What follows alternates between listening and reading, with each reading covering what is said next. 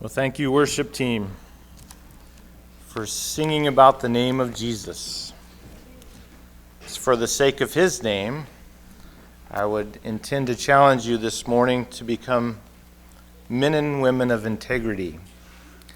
We talked in class this morning about the love of God and the natural, reasonable response to having received the love of God in all its magnitude in the Son, offered in our place, Jesus.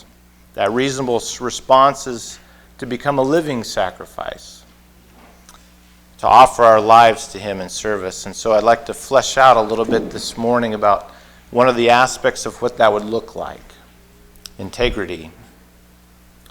For those of you who don't know me, my name is Loren Gjesdal. I'm Nathan Gjesdal. Nathan, he's my son.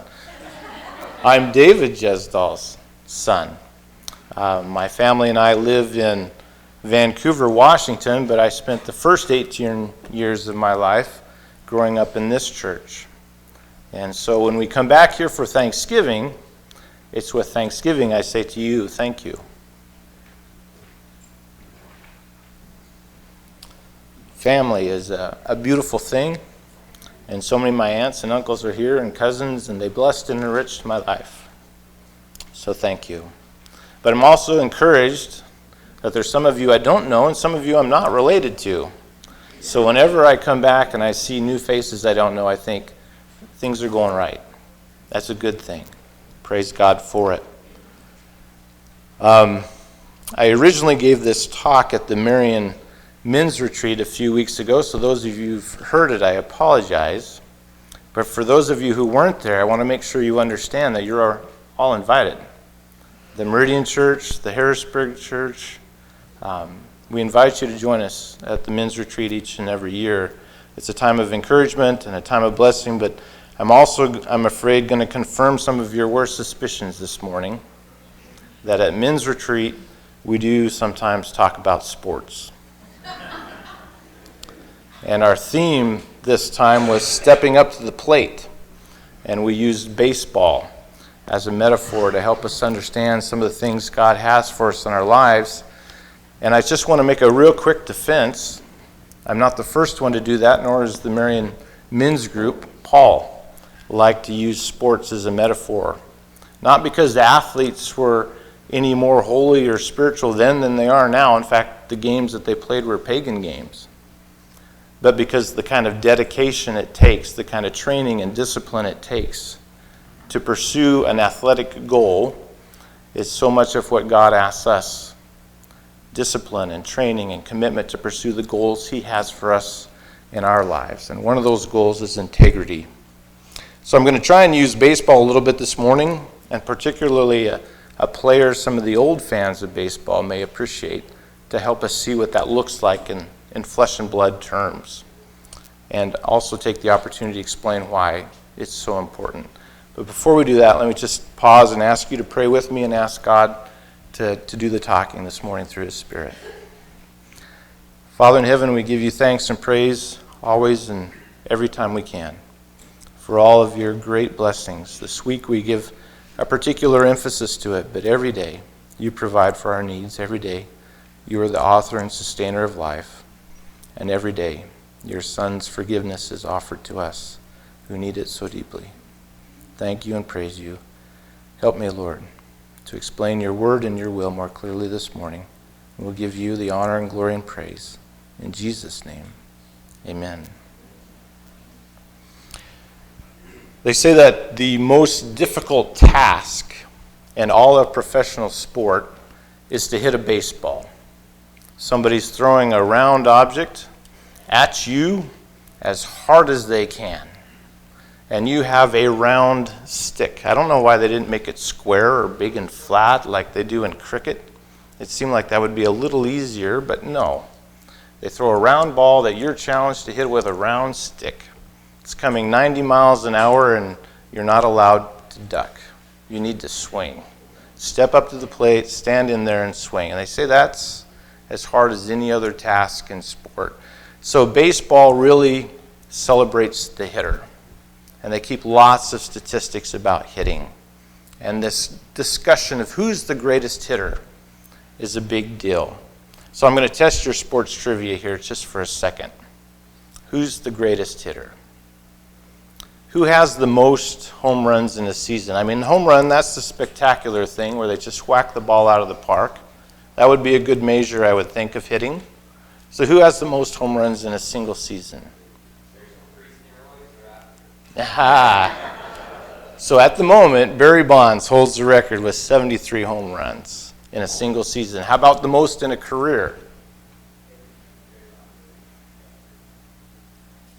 Barry Bonds again has the most, 762.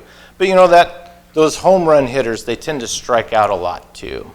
So maybe that's not the best measure. Maybe it's just the most hits. So who has the most hits in their career? Good guess. Any other guesses? Good guess again, but no. Pete Rose. Pete Rose has the most hits in a career, 4,256, a mark most people think will never be matched. So which one of those two is in the Hall of Fame? Trick question. Neither one. Neither one is in the Hall of Fame. How can the greatest hitters, statistically, not be in the Hall of Fame?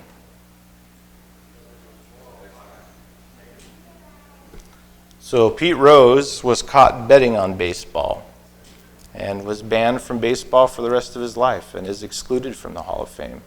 Barry Bonds, as somebody noted, has been caught using steroids, and most people think because of that he will also be excluded from the Hall of Fame. Why was that such a big deal? Why would betting on your own team or using steroids be such a big deal that they would exclude these record holders from the Hall of Fame? They cheated. And specifically what they say is they threatened the integrity of the game, particularly betting. You couldn't know if what you were seeing was real or fake. And for a sport that celebrates statistics, all of these inflated numbers became like imaginary. And so they threatened the integrity of the game. So who's the greatest hitter? So I'm going to throw out a name. Some of you may know, some of you may not. I heard somebody mention it earlier. Ted Williams is considered by many to be the greatest pure hitter of all time. In fact, that was his stated goal in life. He wanted, when he walked down the street, that people would say, "There goes the greatest hitter that ever lived." That's all he lived for and dedicated himself to, is being the greatest hitter. He was the last player to ever average 400 for a season. It hasn't been done since. And Wade Boggs, the Hall of Fame player, said Ted Williams is who John Wayne wanted to be when he grew up. Because Ted wasn't doing it for the camera. He did a tour of duty in World War II as a firefighter pilot, and he was called back a few years later and did another tour of duty as a fighter pilot in the Korean War. And when he retired and took up a hobby, he was elected to the Fly Fishing Hall of Fame. He was just a man's man, who John Wayne would like to be when he grew up. But as good and amazing as he is, he only holds one record. The highest on-base percentage, 482 for his career. So, this greatest of hitters got on base less than half the time. But in baseball, that's spectacularly successful. So why is he called the greatest pure hitter? This man that only holds one record and only got on base half the time. Well, his defining moment was on the final day of the 1941 season. Going into a doubleheader against the Philadelphia Athletics, he was hitting .3995, which would round up to 400, a mark that hadn't been matched in at least 11 years. He could have benched himself and protected his average. In fact, his manager and his teammates encouraged him to sit out the doubleheader so he could hold the mark. But Williams was in quest of immortality, he said. If I'm a 400 hitter, he told his manager, I'm a 400 hitter for the whole season, not for part of one. He played both games, went 6 for 8, knocked in 4 hits and 5 trips in the first game, and was 2 for 3 in the second game, one of them a home run. Ended the year at 406. A demonstration of his courage and his confidence in his ability. It's for that reason that Ted Williams is considered the greatest pure hitter of all time, because his stats have integrity. He refused to bend or compromise. 5 of the best years of his life he spent serving in the military.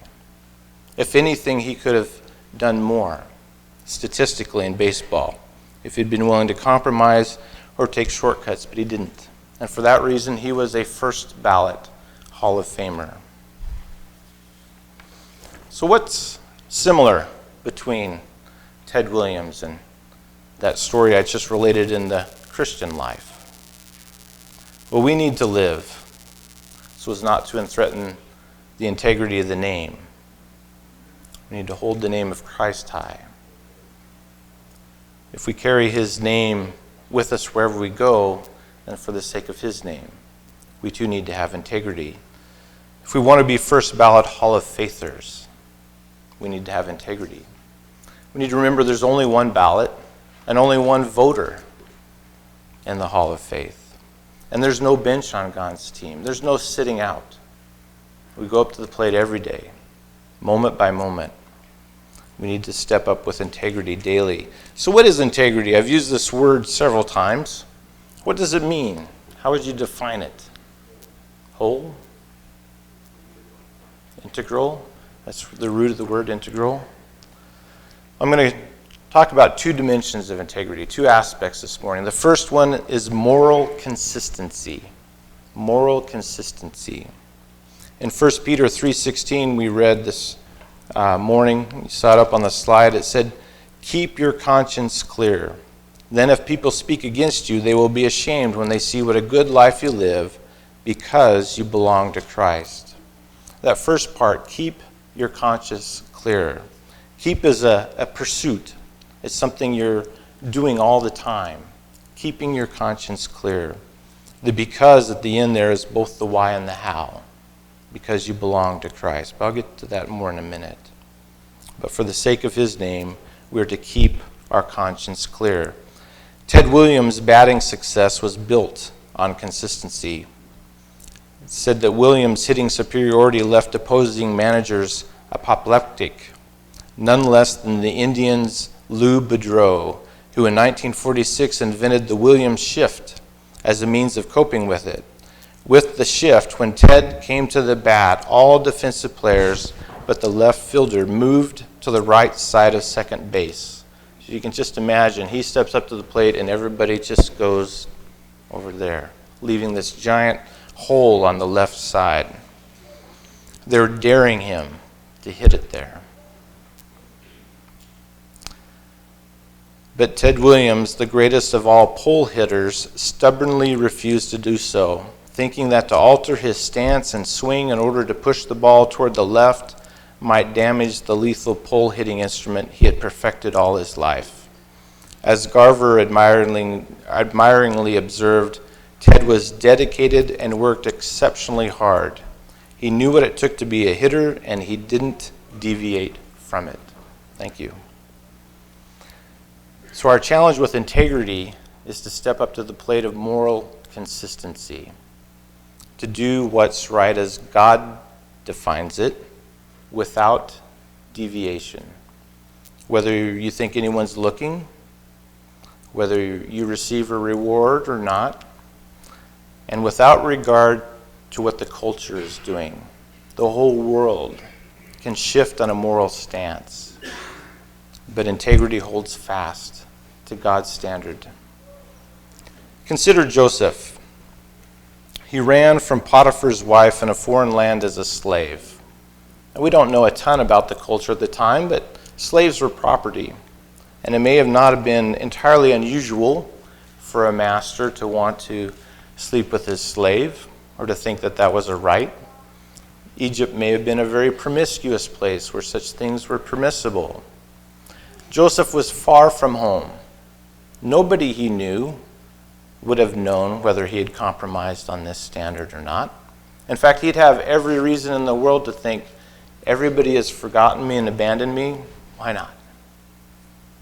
What's in it to say no? That's not what he did. You know the story. In Genesis 39:9, Joseph said, "There is no one greater in this house than I, and he has withheld nothing from me except you, because you are his wife. How then could I do this great evil and sin against God?" Joseph had only one reason to do the right thing, only one reason to reject the temptation of adultery. And that one reason was because God said no. It's evil. That one reason was enough. Alone in a foreign country where that may have been a perfectly permissible and expected thing, to say no, I will not. Integrity finds its basis and the source of its strength in relationship with God. He sets the standard. He defines the line. But he also gives us the strength to do what's right, as Joseph did. But you may have noticed that throughout the Bible, integrity is most clearly seen when doing what is right, even when no reward is given for it. In fact, the exact opposite too often is the case. Joseph, for defending his master's honor, for doing what is right, is taken from slavehood to prisonhood. That's not a reward, that's a punishment. He did what was right and was punished. Job, you may remember, was selected for testing after God noted this man without blame, faultless in his generation. And Satan said, "Oh yeah? We'll see about that." Daniel was thrown in the lion's den for continuing his daily prayer, a direct result of his integrity. It shines brightest when it's done without regard to who's watching, if anyone's watching, and without regard to whether or not there's a reward. Because there's only one voter in the Hall of Faith, only one ballot whose indication we need to please. And that's why it's done. Daniel, you remember in Daniel 6:10, they had made an edict. If anyone prays to any other god besides Nebuchadnezzar, he's going to be thrown in the lion's den. He wrote it, signed it as law, passed, signed, sealed, and delivered. Daniel 6:10, it says, "Now when Daniel knew that the document was signed, he entered his house.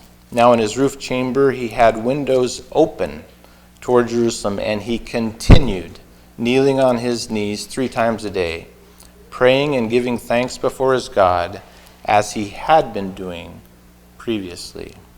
He continued, that keeping on again, that persisting. In this case, it was persisting in prayer, that connection, that relationship with God that gave him the power and the strength to do what was right despite the circumstances. Integrity is above all else an unwavering commitment to keep God's standards of right and wrong no matter what, and it's done to please God, not men. As the next verse in 1 Peter 3:17, it says it's better, if it's God's will, to suffer for doing good than for doing evil.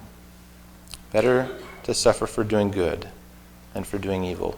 The good things that these men did brought them suffering, but they persisted. They were unwavering, because they did it to please God, not men.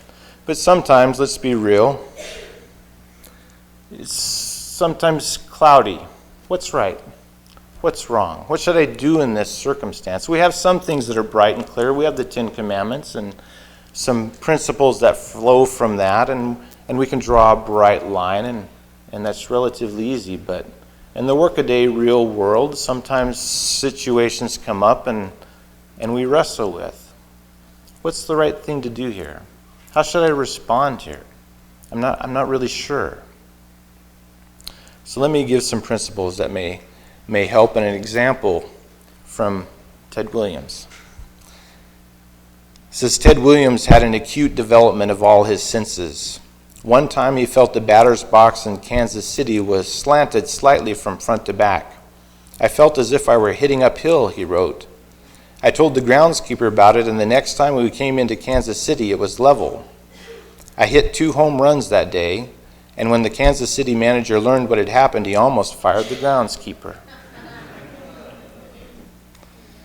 Another time, shortly after coming back from Korea in 1953, Williams was taking batting practice at Fenway Park. He said he thought the plate was slightly offline from the mound. The Red Sox wanted to humor him, so they brought in a transit to measure some surveying equipment to measure, and sure enough, it was off, a fraction. Ted said, if you stood at that plate as often as I had, you would know when it isn't right. If you stood at that plate as often as I had, you would know when it wasn't right. The more we know God, the more we spend time in His Word, the more we spend time in prayer and relationship with Him, the more we know His heart, the more we know His will, the more we know when things just aren't right. A little alarm bell goes off. That little still small voice starts to say, something's not right here. We need to listen to that small voice, that sense. And we need to ask a very important question. This decision I'm about to make. If somebody were watching me, somebody who had it in for me, somebody who knew I was a Christian and wanted to show they're no better than the rest of us, this decision I'm about to make, would they be able to use this as ammo for their cause? Or would they find me above reproach? Listen to the small voice. Ask the question. Keep your conscience clear. Then, if people speak against you, they will be ashamed when they see what a good life you live because you belong to Christ. Let them be ashamed. Make it so they have to make something up. That's what they did with Daniel. That's how he ended up in the predicament he was in. Daniel 6:4, it says, Then the commissioners and satraps began trying to find a ground of accusation against Daniel in regard to government affairs, but they could find no ground of accusation or evidence of corruption, inasmuch as he was faithful, and no negligence or corruption was to be found in him. He had enemies, and they were searching for ammo, and they could find none. So they had to make a law to make it illegal to pray, to trap him.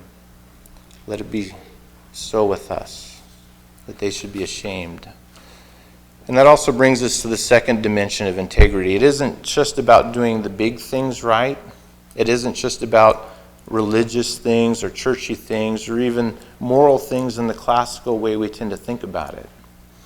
But in Daniel's case, they could find no negligence in regard to his government affairs.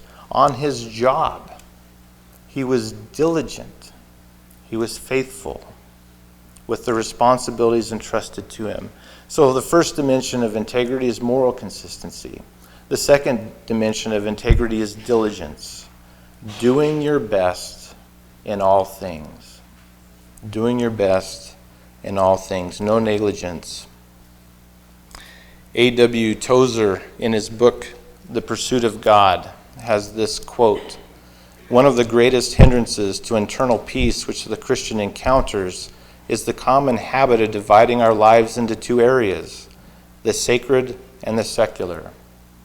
It may be difficult for the average Christian to get a hold of the idea that his daily labors can be performed as acts of worship acceptable to God by Jesus Christ. Let every man abide in the calling wherein he is called, and his work will be as sacred as the work of the ministry. Is not what a man does that determines whether his work is sacred or secular.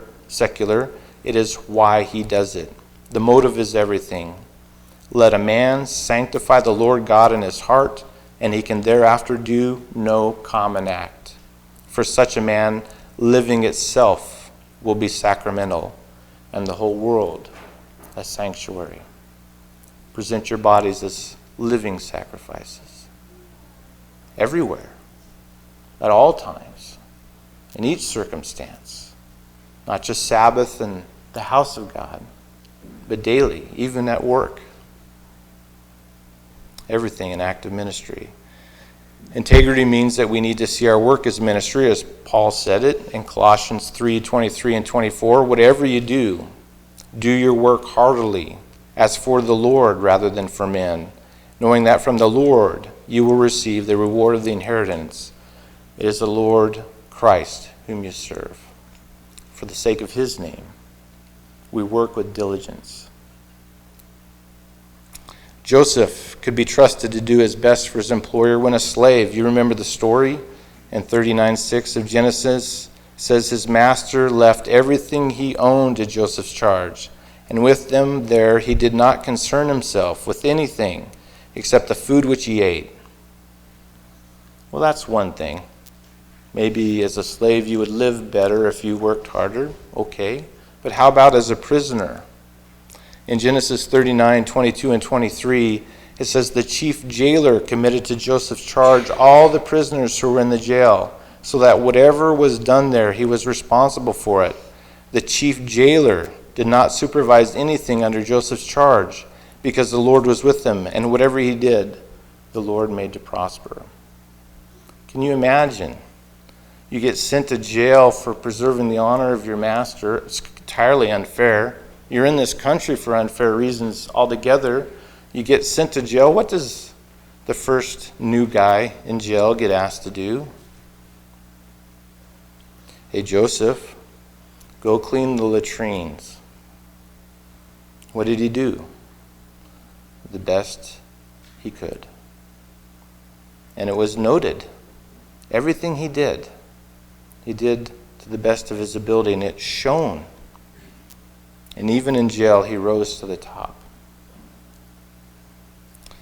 And this is why integrity is so important. This is the spiritual principle of integrity. It's from Jesus in Luke chapter 16. It's the principle of integrity and reward. We talked about doing things to please God and not men, and understanding that there may not be an immediate reward for doing what is right. But there is a spiritual principle of integrity and reward.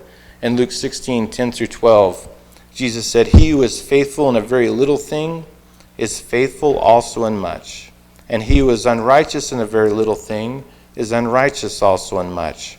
Therefore, if you have not been faithful in the use of unrighteous wealth, who will entrust to you the true riches?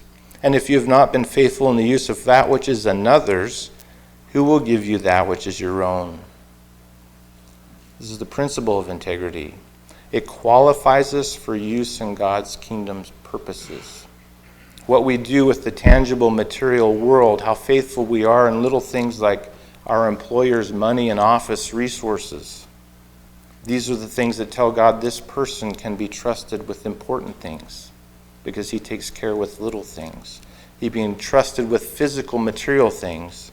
He can be entrusted with spiritual things. He can be trusted with earthly things. He can be trusted with kingdom things. Joseph was faithful with his master's house, with the jailer's jail. He got entrusted with the entire kingdom of Egypt and with the salvation of his own family. God's kingdom purpose. In Genesis 50:20, Joseph told this to his brothers.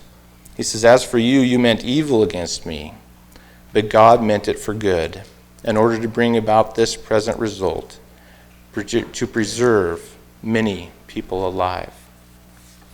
Daniel, likewise, had proven himself faithful in such a little thing as food. You may remember when he was first sent to Babylon. He'd been faithful in the management of government office. So God entrusted to him the mysteries of the future, prophecy, vision, and he was named as highly esteemed.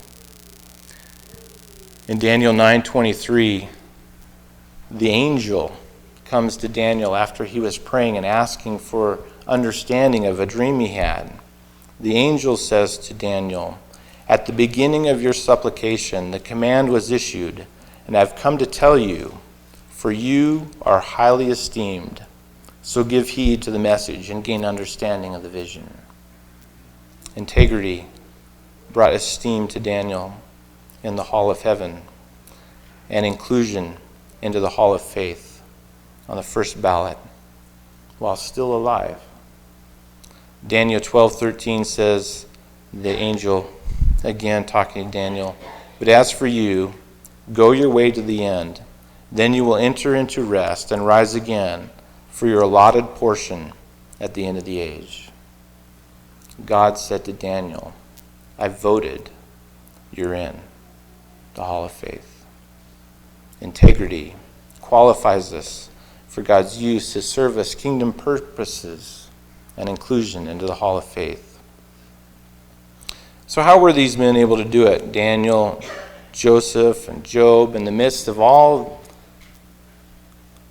this injustice and difficulty, shifting cultures, temptations, even success. How did they hold their integrity? What was their key? Well, it requires discipline, requires perspective, an eye on the prize, and vision, an eye on the ball. Ted Williams claimed, I would say umpires are capable of calling a ball within an inch of where it is. As a hitter, I felt I could tell within a half an inch. He had exercised and disciplined his vision. As for umpires' unwillingness to challenge Williams on calls, Dan Larson in particular, the Yankees' famed perfect game World Series pitcher, hated this. The only thing I don't like about Williams, he said, was no matter what you did, if you threw the ball down the middle of the plate and he didn't swing, it would be a ball. He more or less umpired his own game.